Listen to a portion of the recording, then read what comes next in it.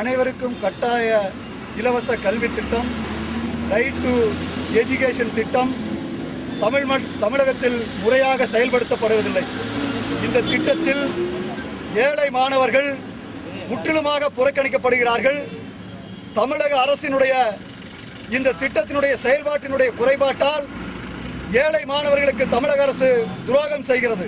கடந்த ஆண்டு சேர்க்கப்பட்டதாக சொல்லுகின்ற 19,000 மாணவர்களும் ஏழை மாணவர்கள் இல்லை.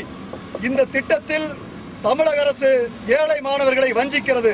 இந்த ஆண்டாவது ஏழை மாணவர்கள் இந்த திட்டத்தில் 25% இடஒதுக்கீட்டில் பயனளிக்கின்ற வகையில் தமிழக அரசு அரசாணையிலே மாற்றம் கொண்டு வர வேண்டும். அதே போல ஒற்றை சாளர முறையில் இந்த திட்டத்தை தமிழக அரசு நிறைவேற்ற வேண்டும். ஒரு ஆண்டு காலமாக இந்த திட்டத்தை இந்த அடிப்படையில் நிறைவேற்ற வேண்டும் என்ற கோரிக்கை விடுத்தும் தமிழக அரசு இதை சற்றும் சிந்திக்கவில்லை. இந்த ஆண்டு இந்த திட்டத்தை நேர்மையாக நிறைவேற்ற வேண்டும்.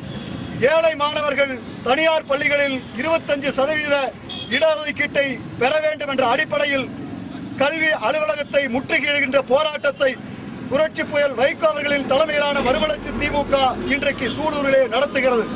இந்த போராட்டம் நிச்சயம் வெற்றியடையும். தமிழக அரசு இந்த போராட்டத்தை உணர்ந்து இந்த திட்டத்தில் மாறுதல் கொண்டு வரவில்லை என்று சொன்னால் மீண்டும் அடுத்தடுத்த கட்ட போராட்டங்களை மறுமலர்ச்சி திமுக நடத்தும். வைகோவின் கல்வி உரிமை திட்டத்தில் ஏழை மாணவனுக்கு இடம் கொடு, ஏழை மாணவனுக்கு இடம் கொடு, ஏழை மாணவனுக்கு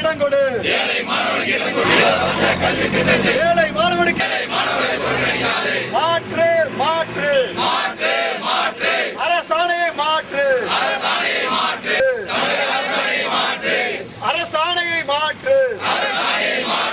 ஏழை மாணவனுக்கு இடம் கிடைக்கும் வகையில் அமல்படுத்து அமல்படுத்து அமல்படுத்து அமல்படுத்து அமல்படுத்து ஏழை மாணவனை ஏமாற்றாது, மாற்று அரசாணையை மாற்று, ஏழை மாணவனுக்கு இடம் கிடைக்கும் வகையில் அரசாணையை மாற்று. தமிழக அரசே தவற மாட்டாது, அமல்படுத்து கட்டாய கல்வி திட்டத்தை கொடு, இடம் கொடு, ஏழை மாணவனுக்கு இடம் கொடு,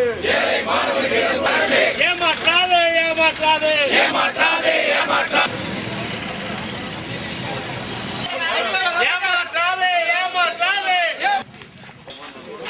நேர்மையாக நிறைவேற்று, இடம் கொடு, இடம் கொடு, ஏழை மாணவனுக்கு இடம் கொடு,